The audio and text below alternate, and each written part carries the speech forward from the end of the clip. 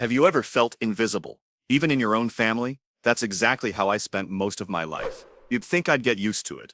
But when your own brother goes out of his way to humiliate you in front of everyone, something inside you just snaps. My name's Eli. I'm 34, and I've always been the responsible one. Not the favorite. Not the rebel. Not the golden child. Just the one who shows up on time, pays my bills, and remembers everyone's birthday. I work in finance. I live alone. I don't make a fuss.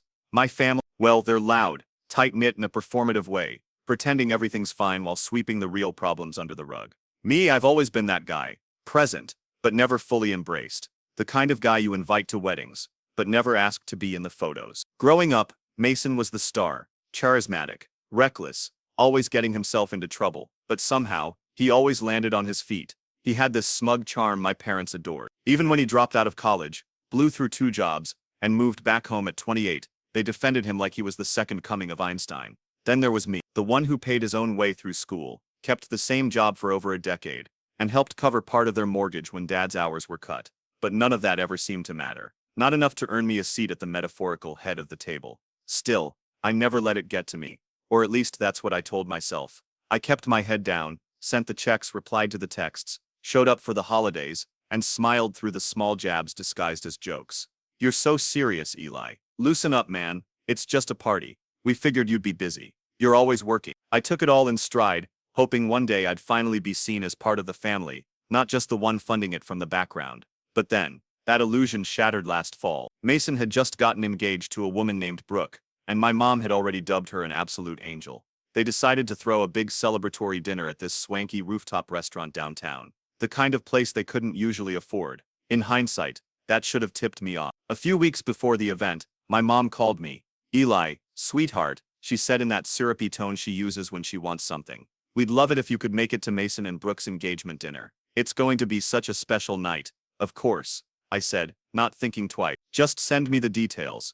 But then came the part I should have known to question. We were hoping you could help with the reservation, she added, lowering her voice. Just to hold it, we'll pay you back. Obviously, I said, agreeing without hesitation. I called the restaurant, booked a private space for 20 people, and put down the deposit on my card. I didn't mind. It was Mason's night, and maybe, just maybe, this time I'd finally feel like I was truly part of it. But that night, when I walked into that rooftop, I was met with something far different. I even brought a bottle of champagne for the couple, and printed out a custom card with their initials. When I stepped inside, the hostess nodded toward the private space. The scene was beautiful. String lights overhead, floral centerpieces, a soft jazz band bang in the corner, and there they all were. My parents, Mason, Brooke, her family, a few of their herds, everyone already had drinks in hand. Laughing, talking, clinking glasses.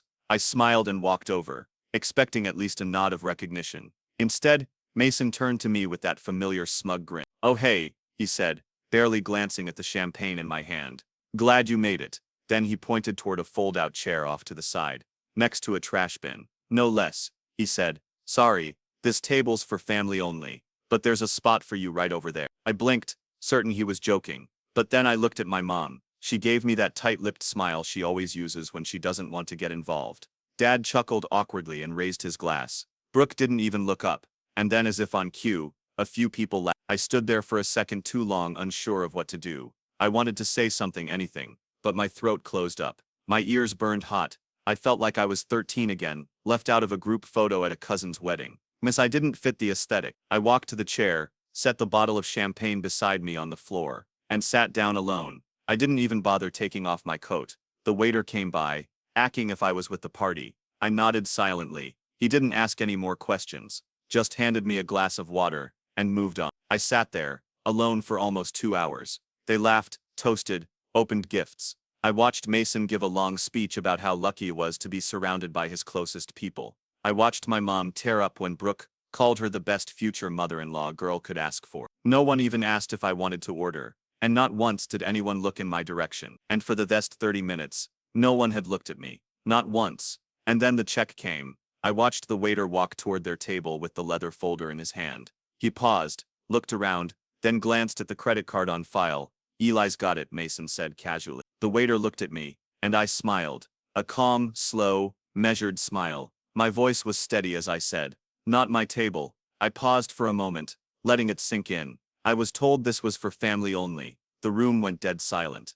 It felt like the air had snapped in half. Mason's mouth opened slightly, but he said nothing. My mom frowned, confused. Dad sat straighter. Brooke's dad furrowed his brow. The waiter hesitated. Sir, you made the reservation, he said softly. I did, I nodded.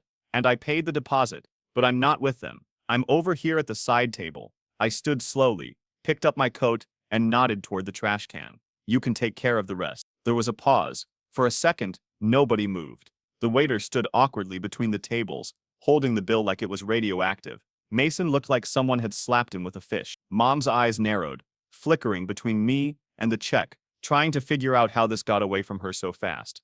Then she spoke. Wait, Eli, what are you doing? I shrugged.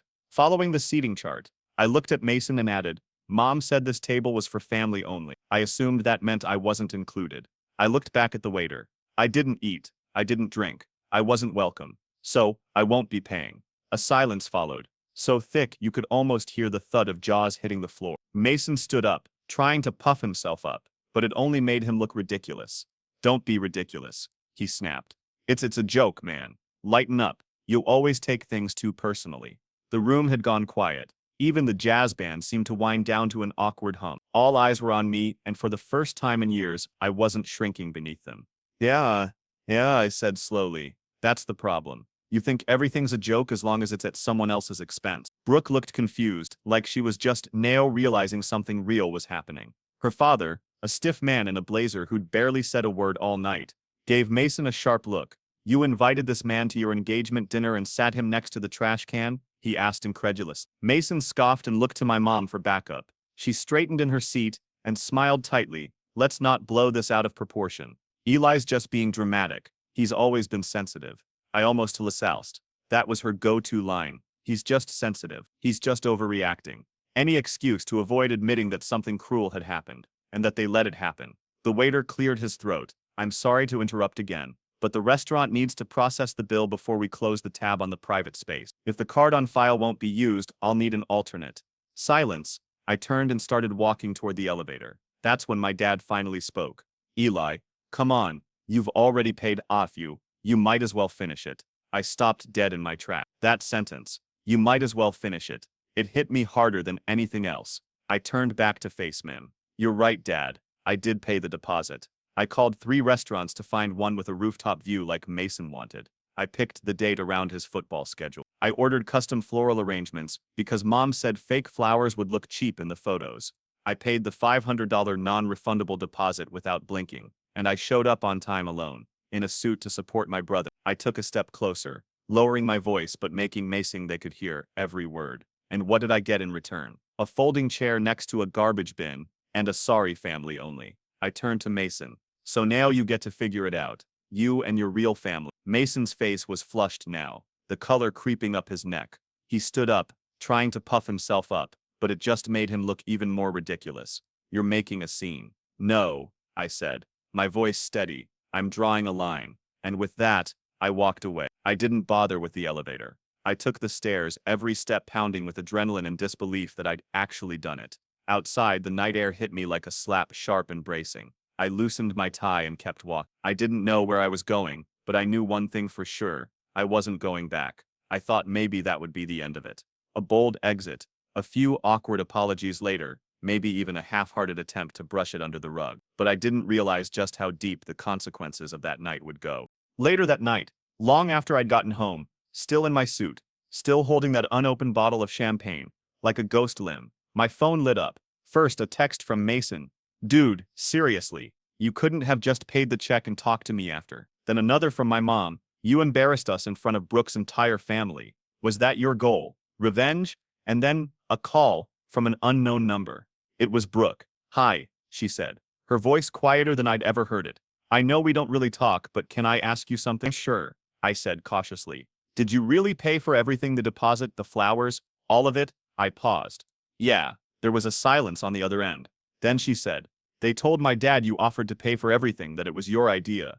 That stopped me cold. I never offered, I said slowly. They asked, and I said yes. I didn't expect anything back, but I definitely didn't do it for show. Brooke sighed. Well, my dad's furious. He thought you volunteered as a kind gesture, but now he's saying he wouldn't have agreed the restaurant if he'd known it was being paid for by someone they basically shoved in the corner. I didn't say anything, he said. If this is how they treat their own blood, what happens when you marry into it? You know the one. The big family thread that usually lit up around birthdays and holidays with recycled gifts, blurry food pics, and happy Friday text from my aunt. I hadn't heard a peep from it since the night of the dinner. But suddenly it roared back to life. Mom, Eli, we need to talk. Call me when you have a minute. Mason, you seriously messed things up with Brooke's family. You owe us a fix. Dad, this is getting out of hand. Just apologize and let's move on. I didn't reply.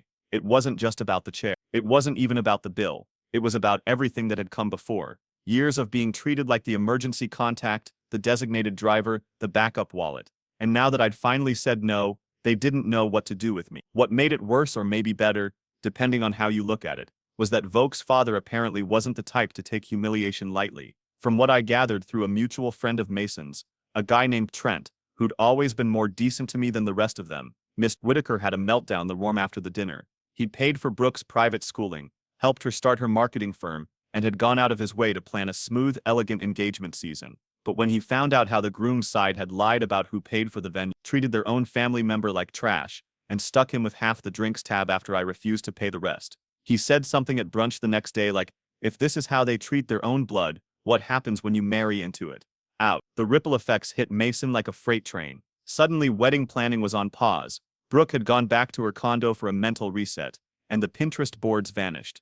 My mother, in damaged earth mode, sent me a long email, not a text, not a voicemail, an actual email. The subject line was simple. Please. It was all about how she never meant to hurt me, how she never realized I felt excluded, and how it would mean so much to the family if I'd just be willing to sit down with Mason and smooth things over. But nowhere in that letter was the word sorry. Just we didn't realize. You misunderstood. Let's not let one silly night destroy the bond we've built.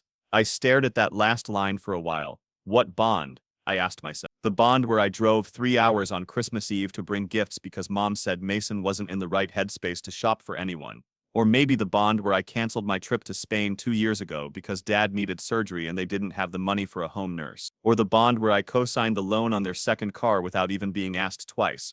The same car Mason borrowed and never returned. I let the email sit at my inbox.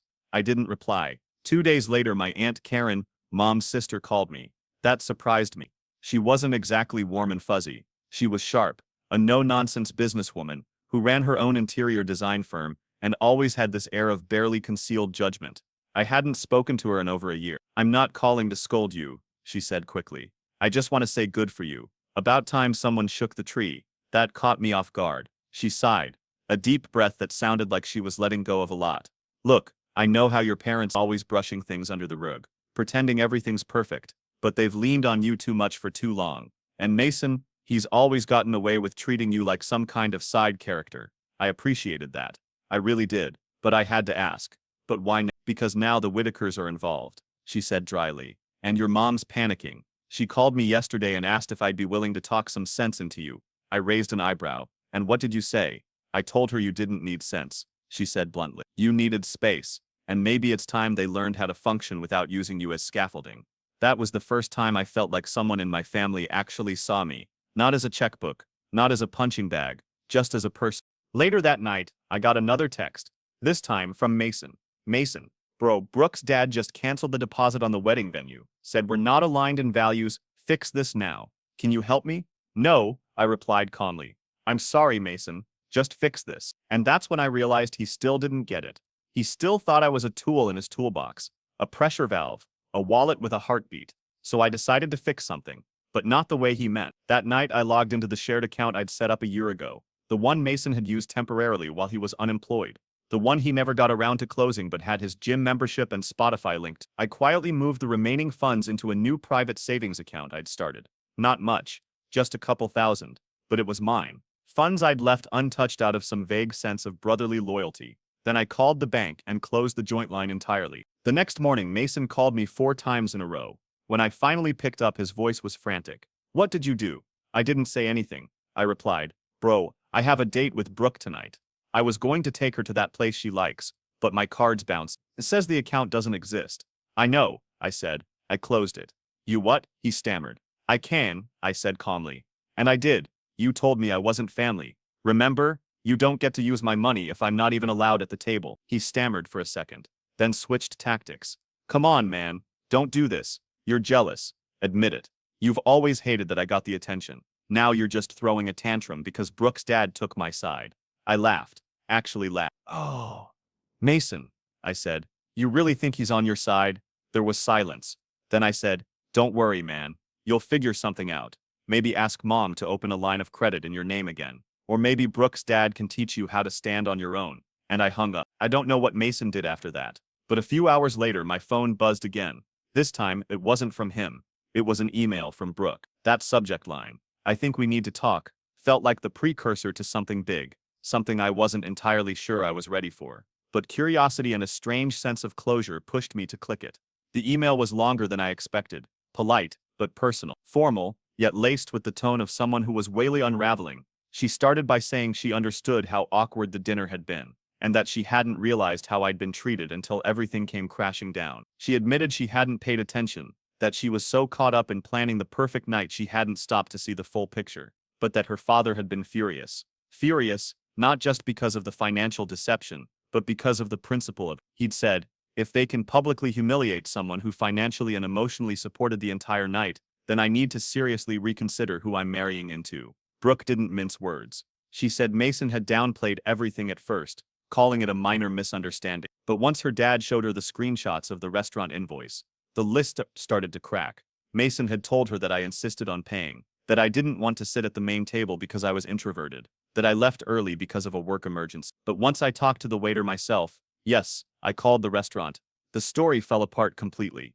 Then came the part I didn't expect. I ended the engagement last night. I blinked, that the whole situation had pulled back the curtain on behavior she'd previously excused. The casual entitlement, the way Mason talked about me behind my back, the way her concerns were constantly minimized. He kept saying, "You're overreacting," she wrote, "but honestly, you're the only one who reacted with any dignity." She ended the email with a short note. "I'm not writing this to pit myself against Mason or to drag you into drama. I just wanted you to know, I see it now, and I'm sorry I didn't see it sooner." I sat there for a long time, rereading it, not because I didn't believe it, but because I wasn't used to being believed. The next few weeks were oddly quiet. The family group chat died out completely. Mason tried calling twice more, but after I didn't answer, he stopped. I learned through the grapevine that he'd moved back in with her. Brooke returned the ring. Her dad sent out an official cancellation notice to the wedding venue and vendors. A few of Mason's old friends dropped off the map entirely. Apparently, some of them had been riding his coattails to Brooke's connection. I thought that would be it, that everything would just settle into silence, and I'd be left to pick up the pieces of my own life, free from the constant weight of my family's expectations. But then, one Sunday morning, I got a knock on my door. It was my mom. She stood on my front porch in a long cardigan, holding a Tupperware container of lasagna, like it was some kind of peace offering. Her eyes were puffy, her makeup thin. I didn't say anything. I just opened the door a crack and waited. "I brought you dinner," she said. I didn't reach for it. I just wanted to talk. No excuses. That part surprised me. I let her in. She sat at my kitchen table, just like she used to when I was a kid. Same nervous fingers, same forced smile. But this time, no passive aggressiveness. No, "You're just tired," or "He didn't mean it." She cleared her throat. "I owe you an apology." I crossed my arms. "Just one?" Her face tightened, but she nodded. "Fair. Probably more than one." She took a deep breath. I didn't see it. Not because it wasn't there, but because I didn't want to see it. Mason's always been loud. He takes up space. And you never asked for anything. You just did. You handled things. You showed up. I wasn't sure where this was going. I guess we started treating you like a safety net, something we assumed would always be there. That's the thing about safety nets, I said. My voice calm but cutting. People only look at them when they're falling, never when they're climbing. Her lip trembled. She looked down at her hands. "Your father and I were wrong. We let Mason get away with too much. We let him treat you like less." I stayed quiet. I know I can't undo that. I know lasagna and asari won't fix years of imbalance. But I just wanted you to know. I see it now, and I'm sorry. For the first time in my life, she wasn't dodging or deflecting. She wasn't defending Mason. She wasn't telling me to lower my voice or get over it. She was just sitting there owning it. I nodded slowly. "Thank you." We didn't talk for long after that. She left the lasagna on the counter. I walked her to door. She didn't ask me to forgive Mason. She didn't ask me to call him. She just said, "Take care of yourself," and drove off. After that, things didn't magically repair, but they didn't get worse either. My parents started sending individual messages instead of group ones, short ones respectful. Mom invited me to Thanksgiving in a few months. Only if you feel up to it, she said. I haven't decided if I'll go. Mason, from what I hear, is back to working part-time at some startup he hates. Living rent-free. Avoiding eye contact with mirrors. Probably. He hasn't reached out again, and I'm okay with that. As for me, I started doing more with my time. I took the postponed trip to Spain. I bought myself a new set of noise-canceling headphones. I read books on boundaries, on family dynamics, on quiet strength. I even started seeing a therapist, not because I was broken, but because I realized that healing doesn't come from waiting for someone else to say sorry. It comes when you look at your own reflection and say, you deserved better, and you gave it to yourself. So no, I didn't pay the bill that night. But I finally cashed in years of silent debt, and for the first time in my life, I'm not sitting next to the trash can. I'm at my own table, and that table is everything.